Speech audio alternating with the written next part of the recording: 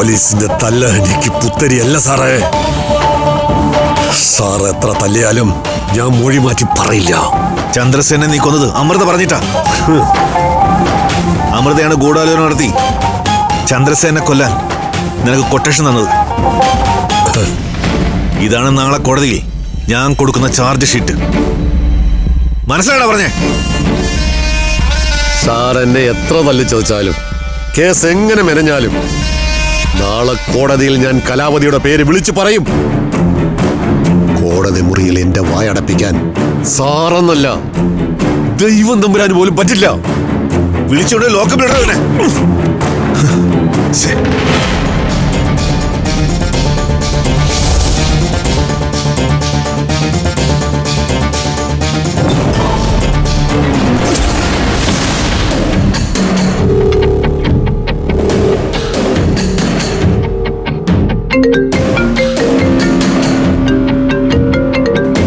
ആ CI മഹേഷ് ആണല്ലോ.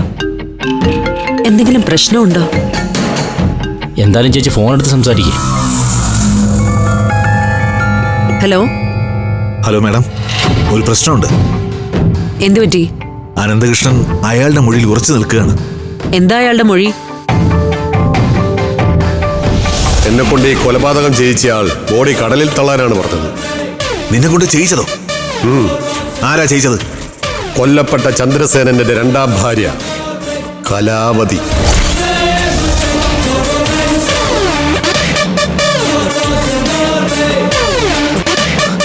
കാര്യങ്ങള് മൊത്തത്തില് വേറെ വഴിക്ക് നീങ്ങുകയാണല്ലോ.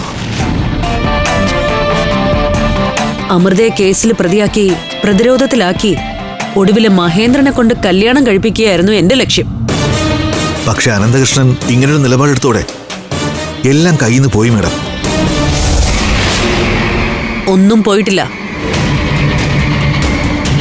കുറ്റം അനന്തകൃഷ്ണന്റെ അമൃതയുടെ മേൽ ചാർജ് ചെയ്യണം. ഒരിക്കലും ജാമ്യം കിട്ടാത്ത വകുപ്പുകൾ വേണം ചാർജ് ചെയ്യാൻ. 2 ആഴ്ചയെങ്കിലും അവളും അനന്തകൃഷ്ണനും അകത്ത് കിടക്കണം. എന്റെ അമൃതയെ ജയിലിലിടാൻ ഞാൻ സമ്മതിക്കില്ല. എന്താ അങ്ങനെ ചെയ്യാൻ പറ്റില്ലേ? ചെയ്യുന്നതിന് കുഴപ്പമില്ല മാഡം. പക്ഷെ മജിസ്ട്രേറ്റിന്റെ മുന്നിൽ ഹാജരാക്കുമ്പോൾ എന്നോട് പറഞ്ഞ കാര്യങ്ങളൊക്കെ അനന്തകൃഷ്ണൻ അവിടെ വെട്ടിത്തുറന്ന് പറഞ്ഞ അത് പ്രശ്നവും. താനും മഹേന്ദ്രനും കൂടി ചേർന്നാണ് ചന്ദ്രസേനെ കൊന്നതെന്ന് അനന്തകൃഷ്ണൻ മജിസ്ട്രേറ്റിന് മുന്നിൽ പറഞ്ഞ ഉറപ്പായും കോടതി മഹേന്ദ്രനെ അറസ്റ്റ് ചെയ്യാൻ ഉത്തരവിടും. പിന്നെ കാര്യങ്ങൾ നമ്മുടെ കയ്യിൽ നിൽക്കില്ല. അതിന് അനന്തകൃഷ്ണൻ കോടതിയിൽ എത്താതിരുന്നാ പോരെ? അതങ്ങനെ സാധിക്കും? എടോ, ബുദ്ധി പ്രയോഗിക്കണം.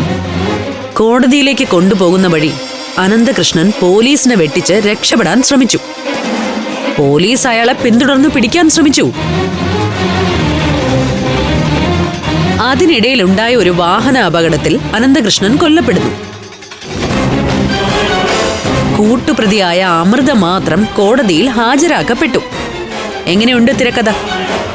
തിരക്കഥയൊക്കെ കൊള്ളാം. പക്ഷെ ഇത് നടപ്പിലാക്കണമെങ്കിൽ അമൃത ആദ്യം കുറ്റം സമ്മതിക്കണം. അവളെ കൊണ്ട് അതിനെ സമ്മതിപ്പിച്ചിട്ട് ഞാൻ മാഡത്തിനെ വിളിക്കാം.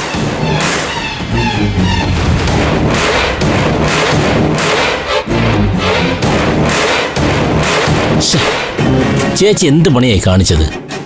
എന്റെ അമൃത അങ്ങനെ ജയിലടയ്ക്കാൻ പറ്റില്ല. അവൾക്കതൊന്നും താങ്ങാനുള്ള ഒരു കഴിവുമില്ല. മിണ്ടിപ്പോവരുത്. അനന്തകൃഷ്ണൻ പോലീസിൽ മൊഴി കൊടുത്തിരിക്കുന്നതേ അയാളും നീയും ചേർന്ന് ചന്ദ്രസേനനെ കൊന്നു എന്നാ.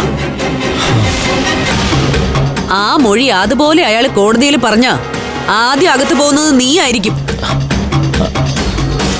അതിന് ഞാൻ കുറ്റമൊന്നും ചെയ്തിട്ടില്ലല്ലോ.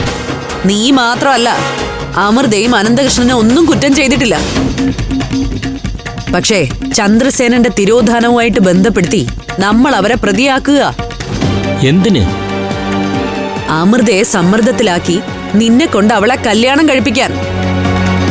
അങ്ങനെ അമൃതയുടെ പേരിലുള്ള കോടിക്കണക്കിന് രൂപയുടെ സ്വത്തുവകകൾ നിന്റെ പേരിലാക്കാൻ. ഇനിയുള്ള ശിഷ്ടകാലം എനിക്കും നിനക്കും സുഖമായിട്ട് ജീവിക്കാൻ. ഇതിനൊക്കെ വേണ്ടി അമൃത ഒരാഴ്ച ജയിലിൽ കിടക്കേണ്ടി വരും.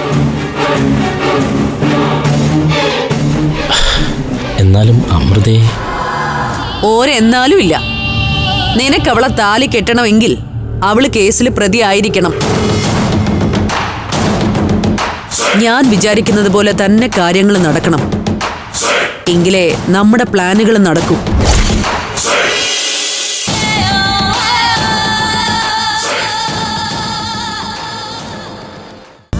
ഫ്ലവേഴ്സിൽ 2 പുതിയ പരമ്പരകൾ. വീട്ടിലെ വിളക്ക് എല്ലാ ദിവസവും രാത്രി 8:30 ഫ്ലവേഴ്സിൽ.